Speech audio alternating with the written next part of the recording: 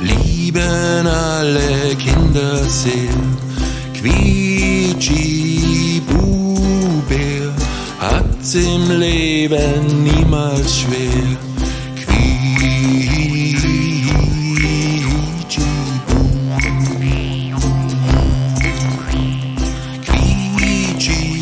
Quietschi-Bube lieben alle Kinder sehr.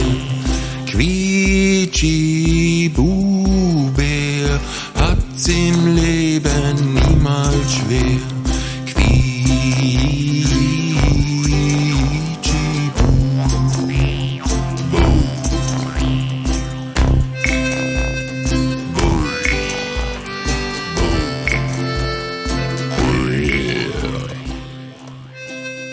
Wow, wow, wow, wow, wow, das war ein Gerumpel auf dem Schiff, wie unsere Freunde so losflogen.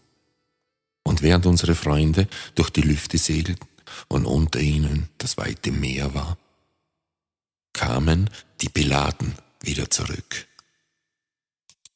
Und nein, der Captain der Pilatus hüpfte herum. Das kann nicht sein, das kann nicht sein, das kann nicht sein. Da fliegt unser Schiff davon. Und die anderen Pilatus, ja, Kapitän, ich glaube auch, das ist unser Schiff. Und der Kapitän hüpfte vor Wut. Wer hat unser Schiff gestohlen? Wir müssen es uns wiederholen. Ah, Kapitän, wie denn? Da ist unser Ruderboot, sagte der Kapitän. Los, Pilatus, alles einsteigen. Wir wissen, wo das Schiff hinfliegt. Wahrscheinlich zu unserer Insel. Und da rudern wir jetzt hin. Und die Pilatus legten sich ins Zeug und ruderten und ruderten und ruderten auf das weite, weite Meer hinaus. Und unsere Freunde flogen stattdessen mit dem Luftschiff Richtung zur Insel der Pilatus. Sie hatten ja eine Karte gefunden. Und auf der Karte, da war genau aufgezeichnet, wo der Schatz der Pilatus lag. Und es dauerte nicht lange, da kam das Schiff immer tiefer und tiefer.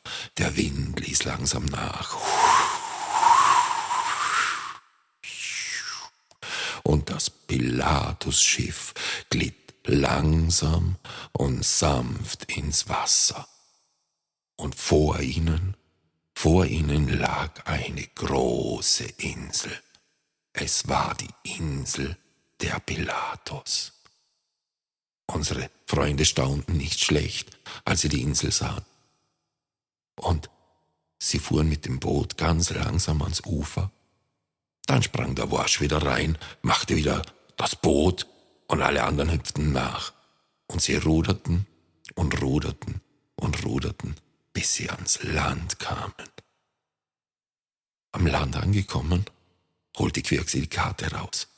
Jetzt müssen wir nur noch schauen, wo der Schatz liegt.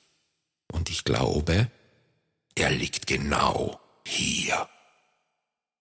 Und die Freunde machten sich auf den Weg und gingen am Strand entlang, mitten vom Strand in den Wald.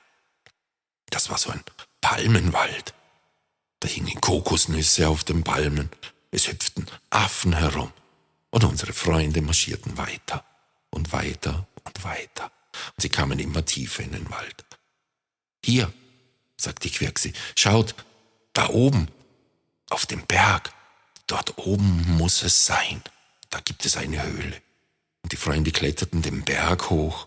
Und sie kletterten und kletterten. Und es war ganz schön anstrengend, sage ich euch. Und sie kamen immer näher an ihr Ziel. Das Ziel war eine Höhle. Aber, sagte der Lampenhase, ihr wisst schon, der Schatz wird bewacht. Und ich weiß nicht, ob wir uns den Schatz einfach so holen können. Was heißt, er wird bewacht? Die Pilatus sind doch gar nicht da, sagte Quietschibubir.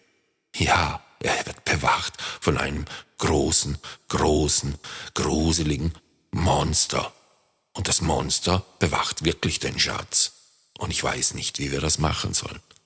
Ach, lass nur machen, das geht schon, sagte Quietschibubir. Mir fällt schon was ein. Und so machten sie sich weiter auf den Weg zur Höhle. Sie kamen immer näher. Und aus der Höhle, da kamen furchtbare Geräusche.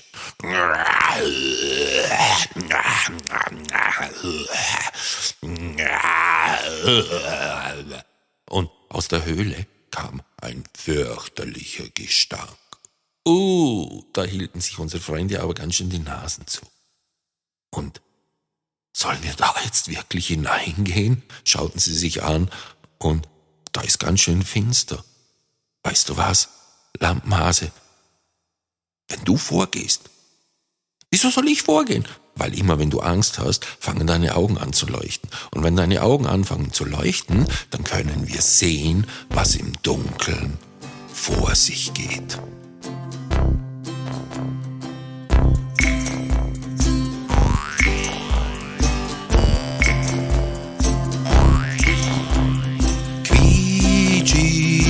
Quietschibubir lieben alle Kinder sehr.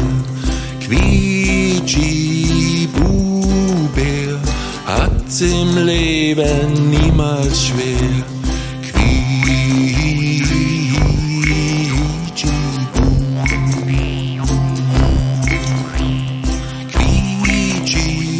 Quietschibubir lieben alle Kinder sehr. Quietschi